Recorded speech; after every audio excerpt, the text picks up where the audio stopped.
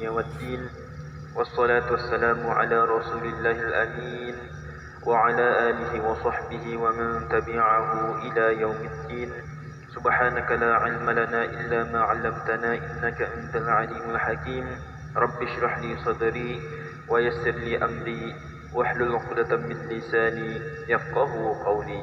اللهم لا سهل إلا ما جعلته سهلا وأنت تجعل الحزن إذا شئت سهلا. أما بعد. InsyaAllah pada subuh hari ini akan dikongsikan yang berkaitan masih di dalam bab sembahyang witir, dan ini adalah yang berkaitan dengan bolehkah sembahyang witir ini secara berjemaah, kemudian bolehkah mengqadha sembahyang witir, adakah sembahyang witir ini istilahnya diqadha, kemudian bolehkah sembahyang sunat lain selepas menunaikan sembahyang sunat witir, dan yang terakhir adalah kelebihan sembahyang witir insyaallah. Yang pertama, bolehkah sembahyang witir dengan berjemaah? Antara sembahyang-sembahyang sunat yang tidak disunatkan berjemaah, di sini yang tidak disunatkan berjemaah itu ialah sembahyang witir. Akan tetapi sembahyang witir itu disunatkan. Pada asalnya sembahyang witir ini disunatkan berjemaah, tapi ada waktunya disunatkan untuk berjemaah hanya khusus pada bulan Ramadan sahaja. Ini kerana sembahyang tarawih disunatkan berjemaah di dalamnya, demikianlah juga dengan sembahyang witir. Kerana pada bulan Ramadan sembahyang tarawih itu disunatkan untuk berjemaah.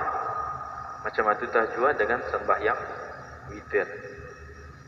Tetapi selain daripada bulan Ramadan, tidak disunatkan untuk berjemaah sembahyang witir. Tetapi sekiranya dilakukan pun secara berjemaah, ia tetap sah juga. Kemudian mengqadha sembahyang witir. Sembahyang witir ini termasuk di dalam sembahyang sunat yang berwaktu. Ada waktunya sembahyang witir, yaitu selepas saja menunaikan sembahyang fardu isya sehingga subuh. Seperti sembahyang duha ada juga waktunya, seperti sembahyang hari raya, sembahyang rawatib seperti sembahyang sunat zuhur, yaitu qabliyah, ba'diyah dan sebagainya. Dalam hal ini menurut qaul jadid Imam Syafi'i, yaitu pendapat yang baru Imam Syafi'i. Qaul jadid ini adalah pendapat Imam Syafi'i ketika berada di Mesir.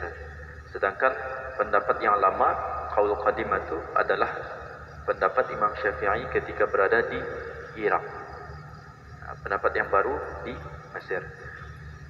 Menurut qaul jadid Imam Syafi'i adalah disunatkan untuk mengqadha sembahyang witir yang telah pun luput daripada waktunya, sebagaimana mengqadha sembahyang fardu lepas sudah subuh ataupun masuk sudah waktu subuh.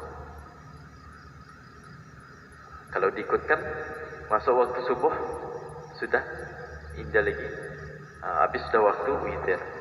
Jadi sebab itu tertimbul istilah qadha boleh. Selepas masuk waktu subuh itu boleh untuk ia mengqadha sembahyang witir. Ini yang dikatakan oleh Imam Nawawi. Mereka berdalilkan dengan hadis-hadis yang sahih. Antaranya di sini adalah man lam yusalli rak'atai al-fajri hatta tatlu'a asy-syams falyusallihima. Sesiapa yang tidak sembahyang 2 rakaat fajar sehingga terbit matahari, maka sembahyanglah. Di sini terluput dia punya 2 rakaat sembahyang fajar, sembahyang subuh sehingga terbit matahari. Terbit sudah matahari, habis sudah waktu, maka sembahyanglah. Sabda Nabi lagi, man nama an witrihi. Ini yang paling lebih jelas lagi. Au nasiyahu falyusalli idza dzakarahu. Siapa yang tertidur ataupun lupa mengerjakan sembahyang witir.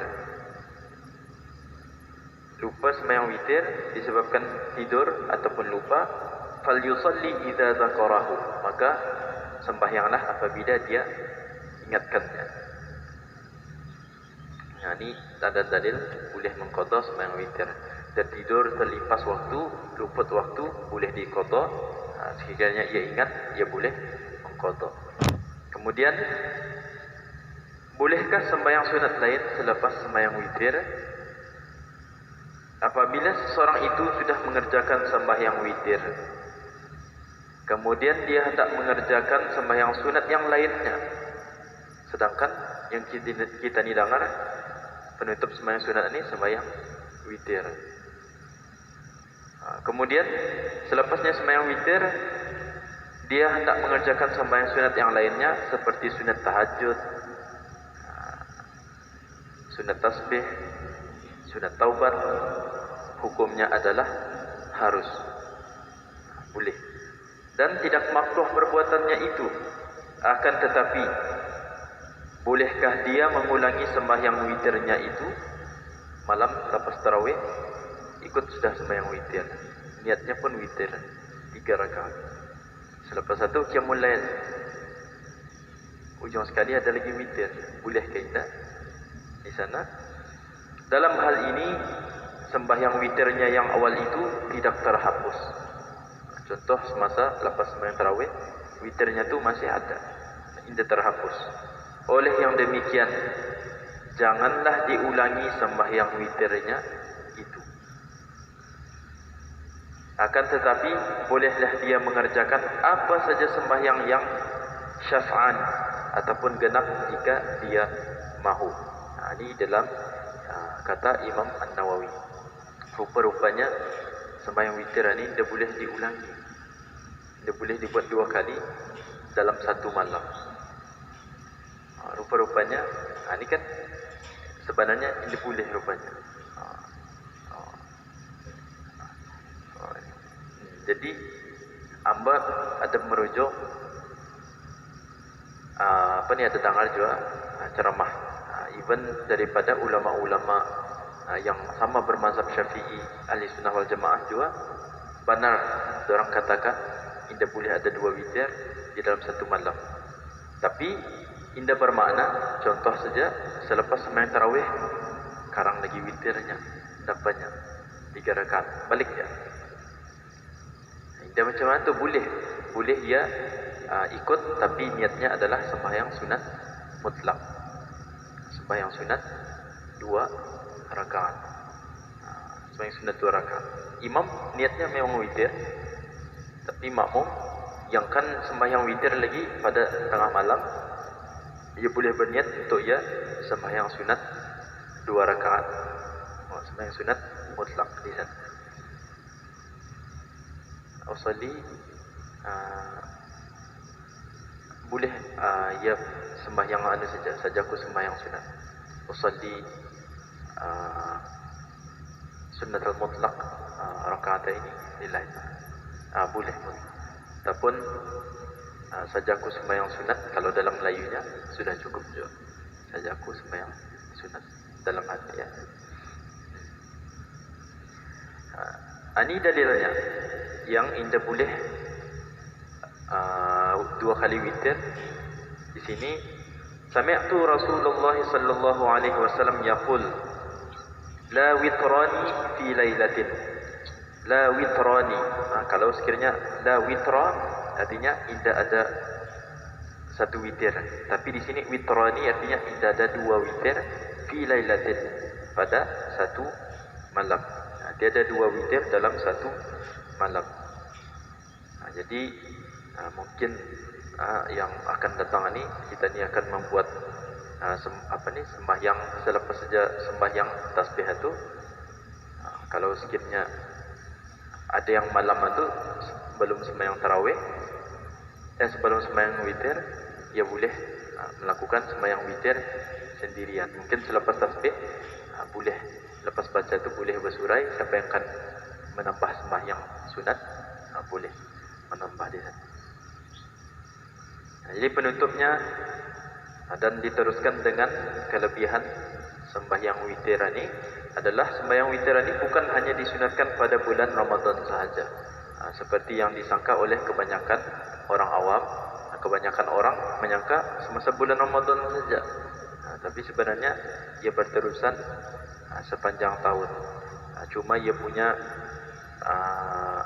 ada hukum-hukumnya yang berbeza. Contohnya dari segi sembahyang berjemaah, sama ada dari segi suaranya dibesarkan ataupun diisrarkan dan sebagainya, ada perbezaan sedikit.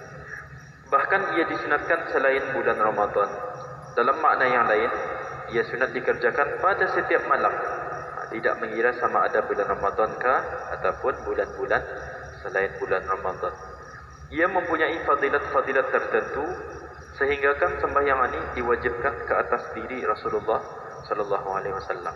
Antara yang diwajibkan ke atas Rasulullah adalah sembahyang witir berkorban.